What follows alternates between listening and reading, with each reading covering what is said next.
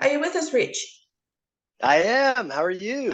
Good. It's Cassandra from Silver Tiger Media. How are you? I'm fantastic, Cassandra. Thanks for having me today.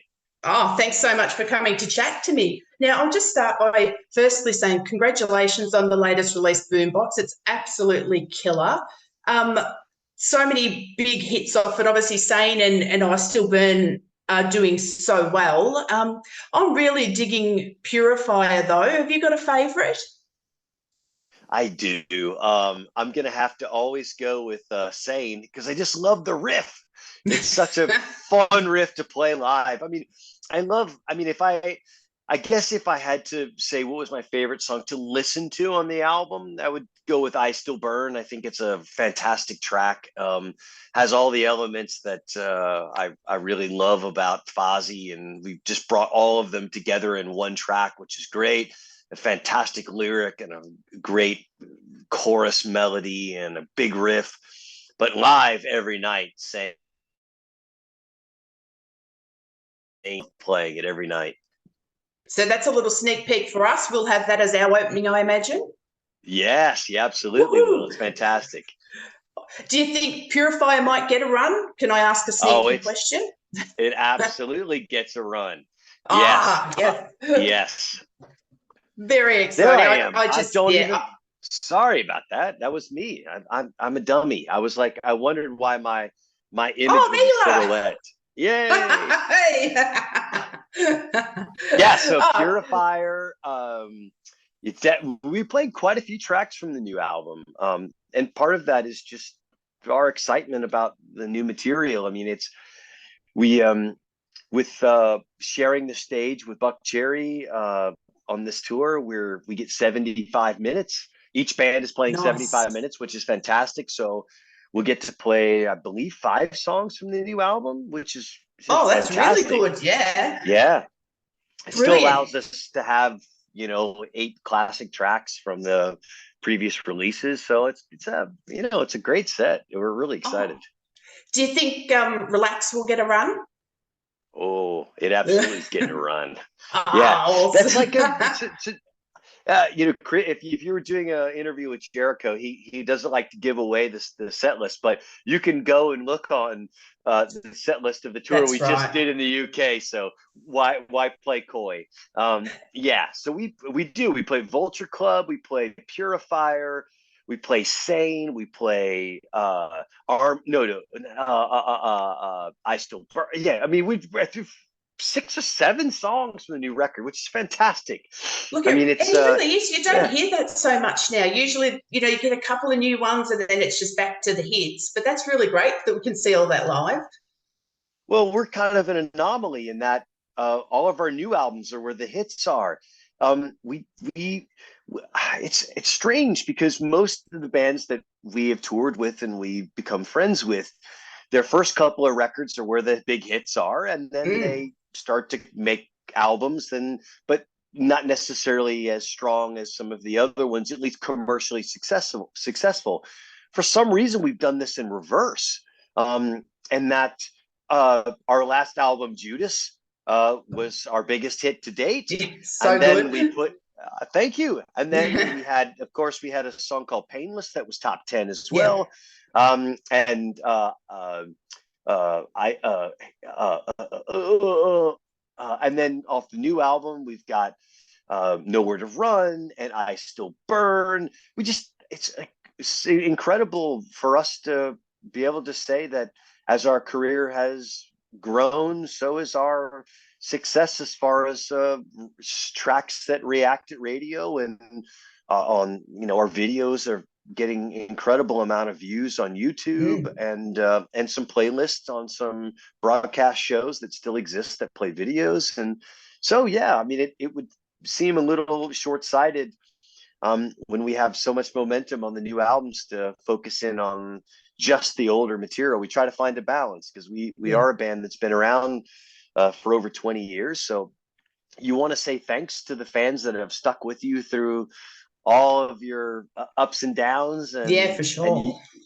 so you want to honor their commitment and to the band by playing those tracks. um but at some point the momentum is with primarily with the last couple of albums. So the set has got a lot of that material in it, which is nice. I mean, I'm an Iron Maiden fan. So when I go see Iron Yeah. Maiden, I want to see them play the tracks that I grew up with, because those are part of the song list of my childhood. But I understand that Iron Maiden has new albums that people really like, and they want to honor the new younger fans that are just discovering Yeah. Iron Maiden and are buying their new albums. So I think there's a balance to be struck somewhere in there. Yeah, it's interesting you say that, because last time Iron Maiden were here, they didn't play Run to the Hills. And everyone was like, oh my God, they haven't played Run to the Hills. You know, we're all waiting for it and waiting for it. They just didn't play it. And I think a few people left a bit disappointed. So, yeah, it's interesting. I saw Judas Priest 4 years ago, and they didn't play You Got Another Thing Coming. Okay. Same thing. Yeah. I get it. Um, there is this thing that happens, I think, for musicians where this is their art. These are their songs and their stories, and they're going to tell you the stories that they want you to hear. And I have a lot of respect for that. But my favorite thing in life is the bands like Foreigner and Journey that know that their bread and butter is Mm, are the yeah. songs that everyone knows and loves. And there's nothing wrong with playing new songs, but to to to take away, especially when bands only tour, how many times is Iron Maiden gonna how many times is Iron Maiden to Sydney in a 10-year span? Twice, Yeah. maybe. Yeah, that's right. Yeah. So play Run to the Hills, Yeah. because it may be the only chance that someone gets to see the greatest heavy metal band of all time, arguably, maybe Metallica. We can debate it, but still, and that's the flagship song. That song is part of our pop culture. People who don't know who Iron Maiden is know that song. That's Exactly. it's yeah. Exactly. Excuse me. So I think there is I respect Iron Maiden for doing it their way, but fans are just going to have to know going into it and make a decision. Um, am I going to pay $200 to see Iron Maiden play, knowing that they may not play my favorite songs? Yeah, that's right. Hey, Yes. yeah. Speaking of cover songs and your cover of Relax, you've obviously done SOS last time, which was just so much fun. Last time when you played it Oh, live, thanks. oh gosh, that was good fun. How do you come about picking the songs? Are they favourites of yours, or are they ones you think might lend well to your sound, or what's the selection process? Well, some songs, when you write them in the studio, you are not thinking about in terms of how they will react as a live song. You're writing, so you're in this furious creative mode where everybody Mm-hmm. is bringing in ideas and we're putting things together. And some tracks will react better as a live song than others. Like Yeah, Army of One. I love Army of One. It's one. yeah, I think it's one of the best songs on the new Fozzy record. But I don't know that it's a live song in the same yes, way that Nowhere to Run is, and a song like Sane. Um, and I think that's you. So we look at things through that prism. But ultimately, Jericho is really the key guy. He's the singer. He's the one that stands in front of the audience. He's the yes, conductor. He's the one who is making that connection with the audience, and he's the guy who is best suited to make those kind of determinations, because he is the one who is taking the audience on this journey. We're his merry men, and we're standing behind Robin Hood, and we're warriors in the same battle. But he has a very good vision for that. Um, mm-hmm. and that's really a gift. And also, he's passionate about it because he is obsessed with looking at other band set lists. Like when Metallica goes on tour, Iron Maiden goes on tour, any of the big bands, he's always looking at their set list, Rolling Stones, and he Okay, wants to know what songs are they playing. And he's looking at it from the perspective of hits versus deep cuts. And midway through the tour, are they making adjustments? And how are they kind of doing this? And I think for Chris, as someone who is an entertainer at the highest level on television Yes. in front of millions of people every week, he has a really good feel of how to perform in front of a big audience and how to tell these big stories, because songs are stories. Yeah. And you want the stories to all not be one note either. It's also a meal, it's an appetizer, and it's an encore. Yes. Like there's an entree, and there's a dessert, and there's an after dinner mint, and they all have to complement each other, but they can't all be the same note and the same spice. And I think that's what he's also doing, is looking at how can kind of ebb and flow and move and be a bigger piece, not just a collection of songs. So Yeah. I think there are a lot of things that go into that, and Chris has a great vision for So that. he's I agree, picking because he he's picking the again, cover songs. well, the cover songs that we picked to record, like SOS and Relax, are a group decision. Okay.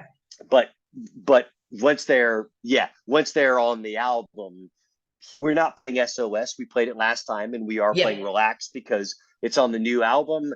And we are playing one other cover, and Chris likes to pick those. And of course, like I said, it's kind of um, what really has worked for us is that in the studio and in the writing I'm kind of the key pivot guy. I'm there every second of every day.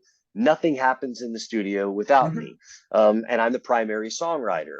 Um, and Chris is happy for me to do that because he knows that's where my strength Yeah, lies. exactly. And when it comes to the showmanship and putting together the show and the production and everything that goes into that, that's Chris's world. And I'm not a fraction of what he is in that world.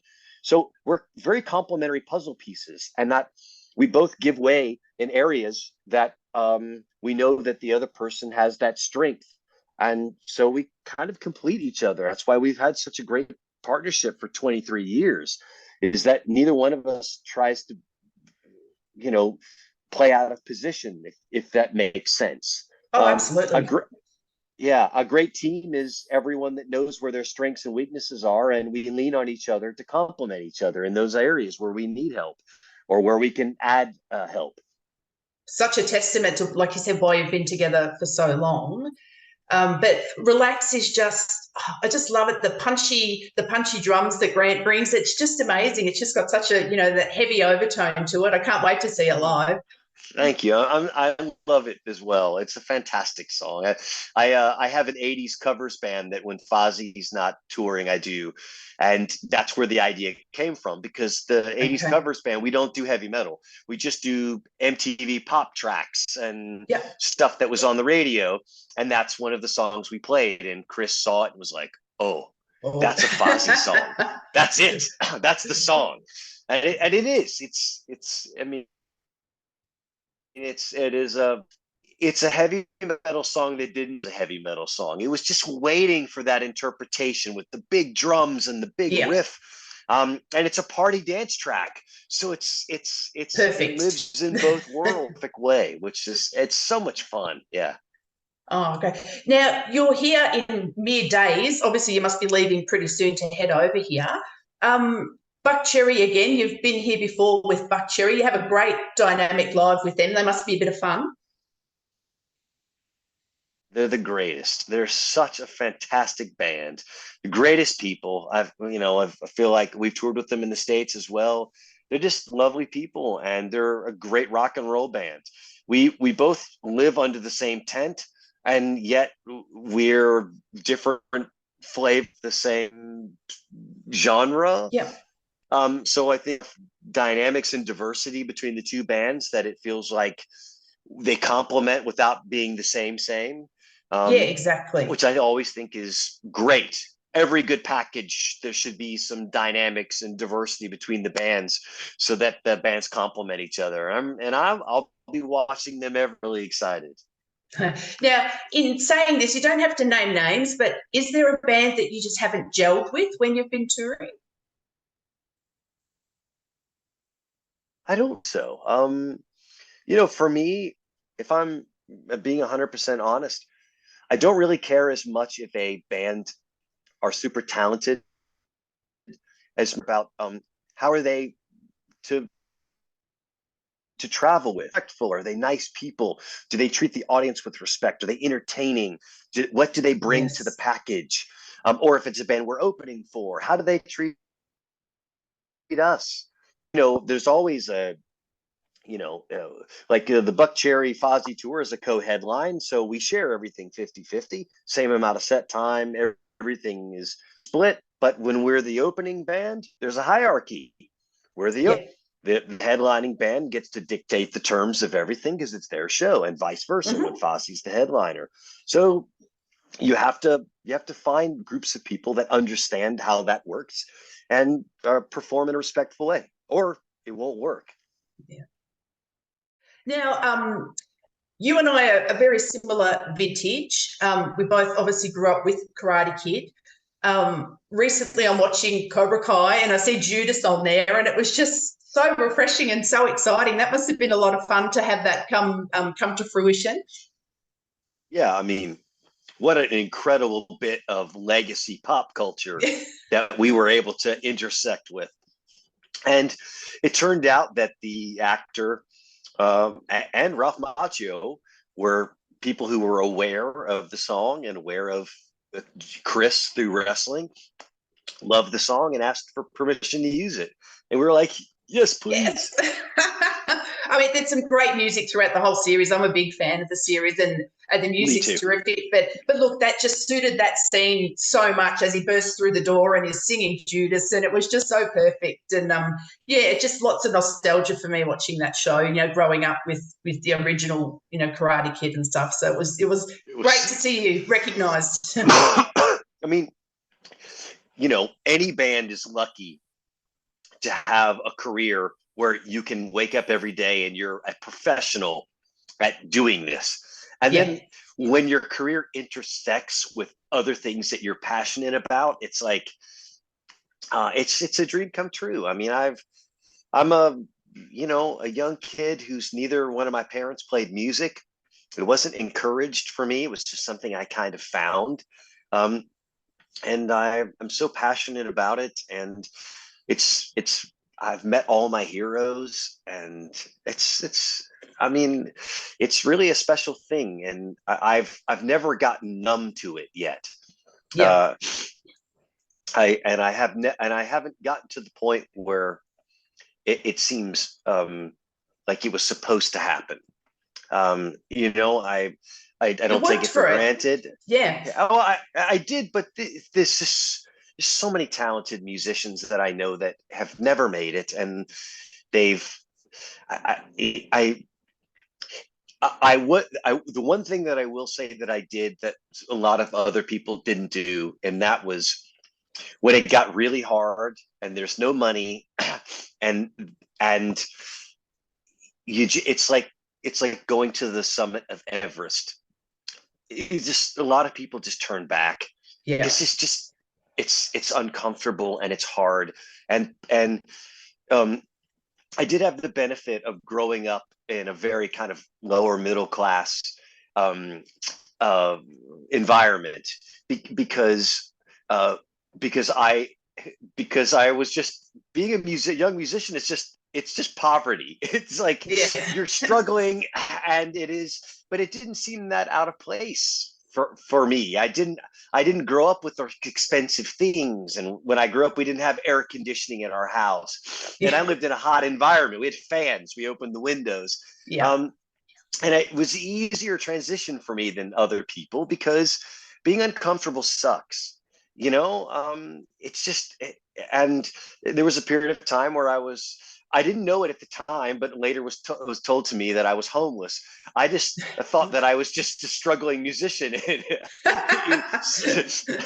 I didn't realize that if you didn't really have an address, and it's just what all my heroes did. I just read stories, and you'd read magazines about Slash and Axel and Ozzy and all of the people, and this is just what we did.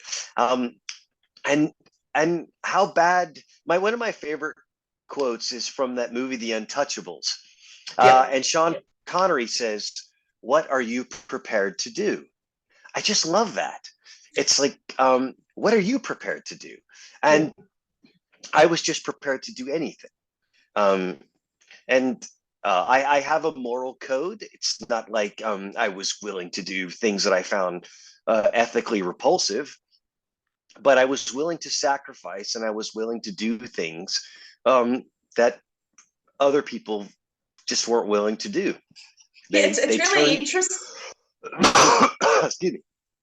It's interesting you say that after reading Nicky Sixx's latest book. He said exactly the same thing. You know, he was sleeping rough and did whatever he could to just push through to get Motley Crue to where they are. And it just sounds like, obviously he was a little bit naughty in a few of the things he did, but very similar sort of circumstance.